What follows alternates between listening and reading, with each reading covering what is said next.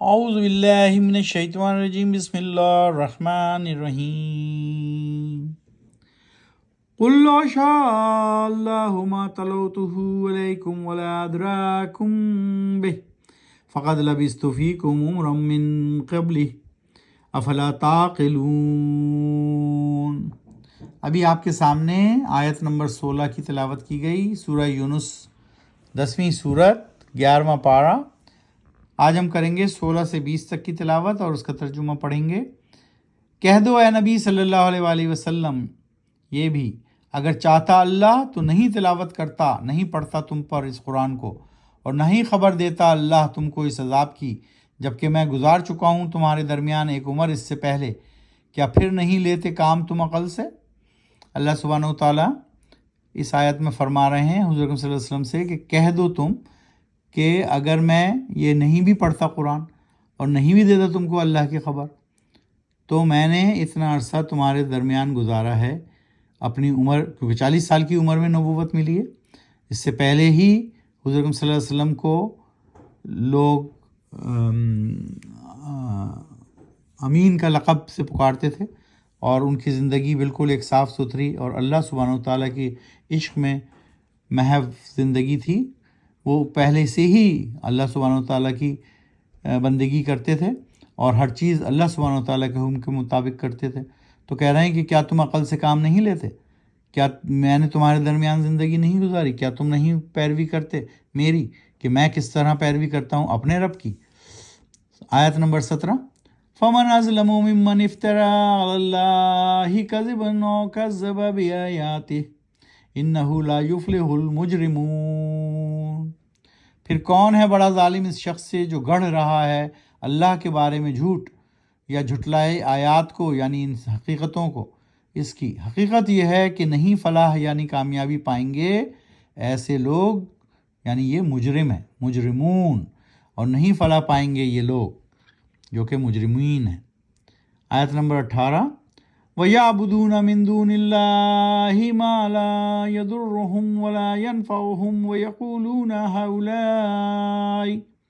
هَؤُلَاءِ شَفَاعُنَا عِندَ اللَّهِ قُلْ أَتُنَبِّئُونَ اللَّهَ بِمَا لَا يَعْلَمُ فِي السَّمَاوَاتِ وَلَا فِي الْأَرْضِ سُبْحَانَهُ وَتَعَالَى عَمَّا يُشْرِكُونَ۔ اور وہ عبادت کرتے ہیں چھوڑ کر اللہ کو ان کی جو نہیں نقصان پہنچا سکتے ان کو اور نہ ہی نفع دے سکتے ہیں ان کو، اور کہتے ہیں وہ لوگ، یعنی پوچھتے ہیں ہم جن کو سفارشی ہیں ہمارے اللہ کی جانب سے۔ کہہ دو اے نبی صلی اللہ علیہ وآلہ وسلم، کیا خبر دیتے ہو تم اللہ کو ایسی بات کی جس کا نہیں علم اس پر، اس کو آسمانوں میں اور زمین میں؟ پاک ہے وہ اللہ کی ہستی اور بلند ہے وہ اس شرک سے جس میں وہ اس کو شریک ٹھہراتے ہیں۔ اللہ سبحانہ و تعالیٰ نے بتا دیا کہ وہ لوگ جو جن لوگوں کو پوچھتے ہیں اس کو اللہ کا سفارشی بتاتے ہیں، یعنی شرک کرتے ہیں۔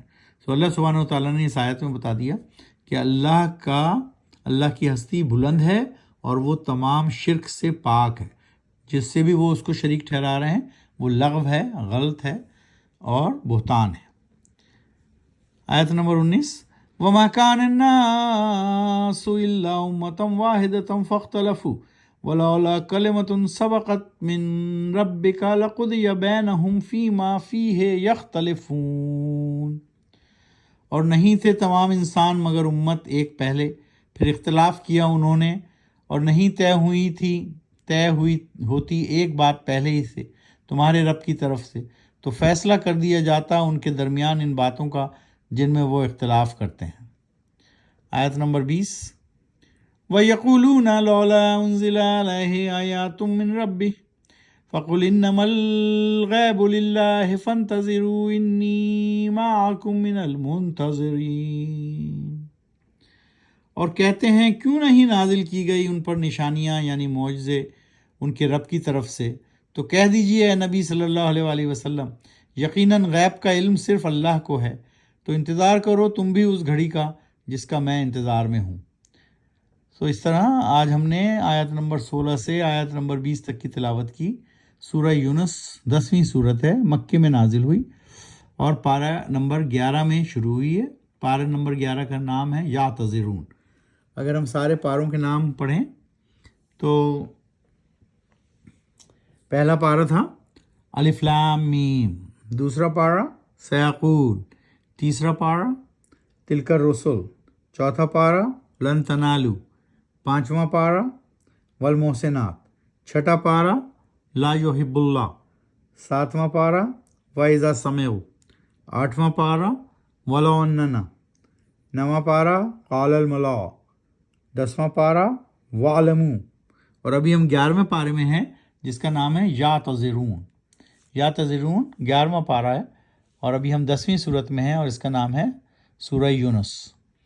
سورہ یونس مکی صورت ہے اور ہم نے یہ کل پرسوں ہی شروع کی ہے، انشاءاللہ ان قریب ہم اس کو ختم کریں گے۔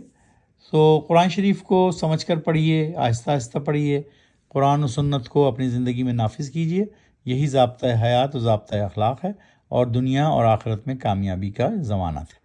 صدق اللہ العظیم۔